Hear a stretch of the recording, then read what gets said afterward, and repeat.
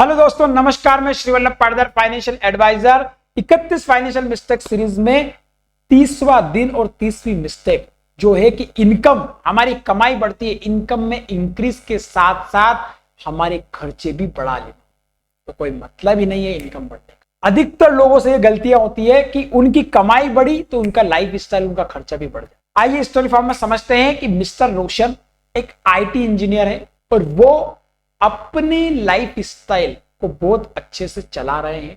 उनकी कमाई बहुत अच्छी है, सॉफ्टवेयर इंजीनियर है, अपनी काम में वो बहुत अच्छा काम कर रहे हैं। इसी के तहत उनको प्रमोशन के तौर पे तो हो ही रहा है और उनकी इनकम और उनकी सैलरी भी बढ़ रही है। लेकिन होता क्या है कि मिस्टर रोशन ने पिछले 5 सालों में 3 बार कार चेंज कर ली है और 2 बार अपना घर चेंज कर लिया है। उन्होंने 2 BHK में रहते थे तो अब 4 BHK ले लिया है। इस बड़े घर के लिए उन्होंने एक कर्ज भी लिया है जिसके तहत उन्होंने अपना घर एक सेटल किया है और साथ ही साथ अपने घर में एक वेल मेंटेन फर्नीचर और पूरी सर्विस के साथ सारे ही आइटम्स उन्होंने बसा लिए, इलेक्ट्रॉनिक्स आइटम्स सारे।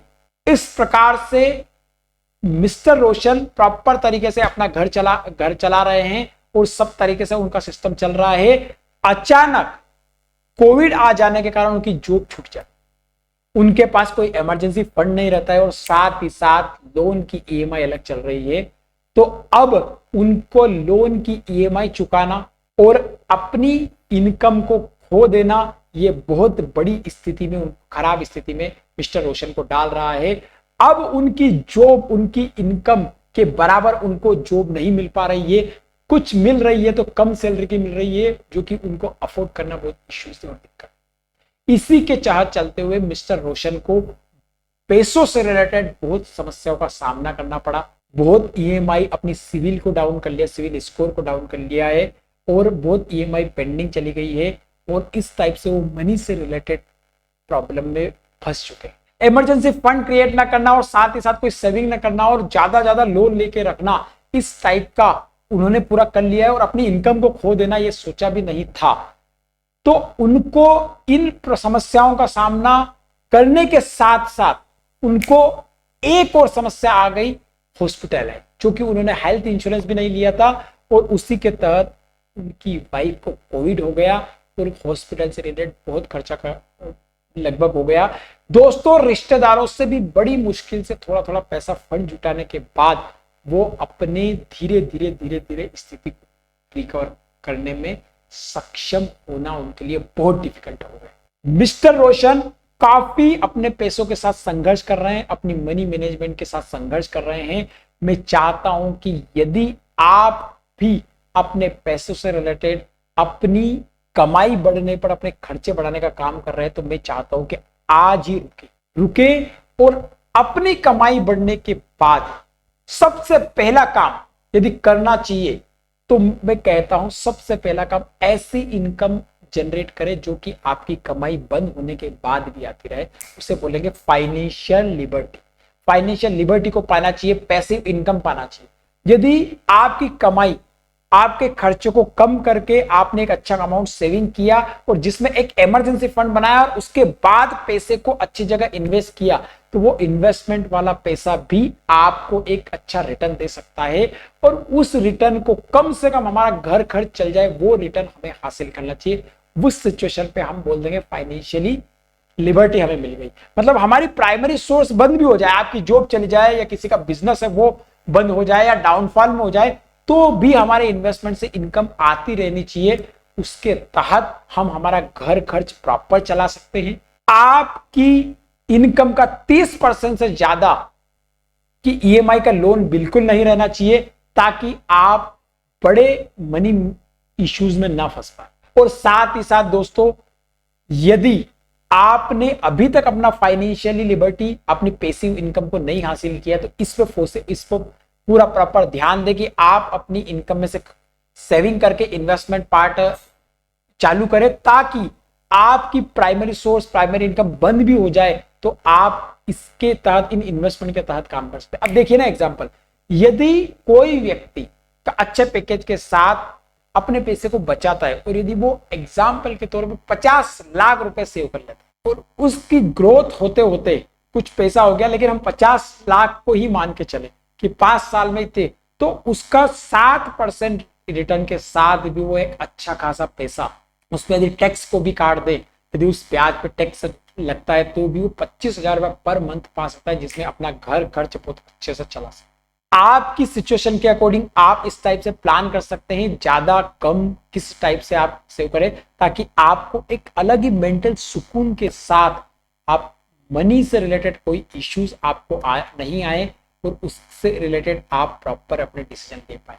दोस्तों, अपनी कमाई में से बजट बनाना और उस बजट में से कम खर्च करके पैसे बचाना बहुत जरूरी है, ताकि ये बचा हुआ पैसा सही जगह इन्वेस्ट करके आप और आपके परिवार को पूरी कंडीशन में बहुत सहायता दे। क्योंकि समय बिल्कुल भी दोस्तों कह के नहीं आता, हो सके आज जो इनकम है आपकी कई गुना इनकम बढ़ जाए या फिर वो इनकम खत्म हो जाए। दोनों सिचुएशन के लिए हमें बना रहना पड़ेगा। यदि आपकी इनकम बंद भी हो जाए तो भी आप उन इन्वेस्टमेंट और अपनी सेविंग के जरिए अपना घर खर्च चला सकते। और यदि आपने वो गलती की कि आपकी कमाई बढ़ी तो आपके खर्चे बढ़ा लिए, जो कि मिस्टर रोशन से हुई थी, तो क्या होगा कि आप उसी चूहा दौड़ में फंस जाए, उसी ट्रैप में फंस गए कि आपकी कमाई बढ़ रही है, खर्चे बढ़ रहे, तो कोई मतलब ही नहीं। जैसे कि आप सिर्फ कमाई कर रहे हैं, भर भर के जी जी से काम, अपनी स्किल डेवलप करके काम कर रहे हैं और खर्चे बढ़ा रहे हैं, कोई मतलब ही नहीं, कुछ नहीं बचा। दोस्तों देखिए ना, यदि आपने 10 लाख की कार ली, आपकी कमाई बढ़ी, आप 20 लाख की लेने के लोन ईएमआई के बाद 20 लाख की लेने के लायक बन गए, तो आपने 10 लाख की कार को बेच दिया 8 लाख में, उसके बाद 20 लाख की ले ली।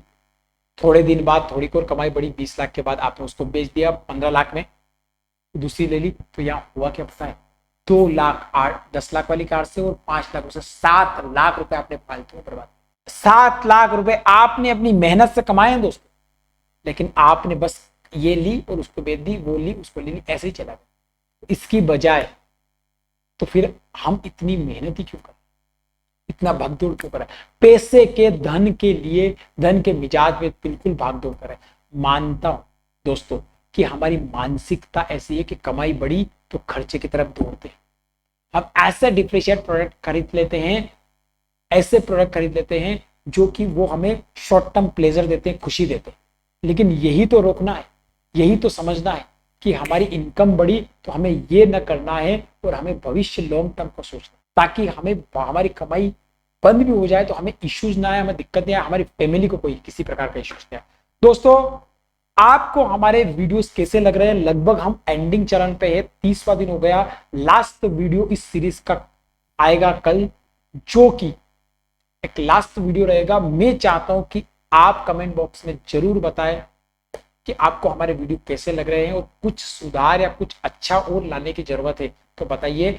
सीरीज का एंड डे कल रहेगा, उसके बाद भी हमारे फाइनेंस से रिलेटेड वीडियो आते रहेंगे, ऐसी बात नहीं है। लेकिन जो अधिकतर पैसों से रिलेटेड मिस्टेक होती है उनको हमने मोटा मोटा काफी कवर किया है। मैं दोस्तों आपको एक बात बता दूं रियली कि ये सीरीज आपने प्रॉपर नहीं, अभी तक बीच बीच में कोई वीडियो नहीं देखे तो इसको प्रॉपर पूरी सीरीज को देखें, क्योंकि ये सीरीज आपको बहुत हेल्प कर सकती है, आपके कई पैसे को बचा सकती है, कई फालतू पैसे बर्बाद जो किए थे अब तक उसको रोक सकती है, और कहीं ना कहीं सबसे बड़ी बात, आप उन पैसे से पैसा बनाना भी समझ सकते हैं। इसीलिए दोस्तों, आपको किसी भी प्रकार की कोई समस्या है तो नीचे दिए गए नंबर पर आपसे संपर्क कर सकते हैं, आप जान सकते हैं, पूछ सकते हैं, हमसे बातचीत कर सकते हैं। और साथ ही साथ यदि वीडियो अच्छे लग रहे हैं तो दोस्तों लाइक जरूर कीजिएगा, वीडियो को अपने दोस्तों के साथ शेयर जरूर कीजिएगा, जिसे किसी भी जरूरतमंद दोस्त के साथ। और मिलते हैं दोस्तों अगले वीडियो में, इसी के साथ धन्यवाद।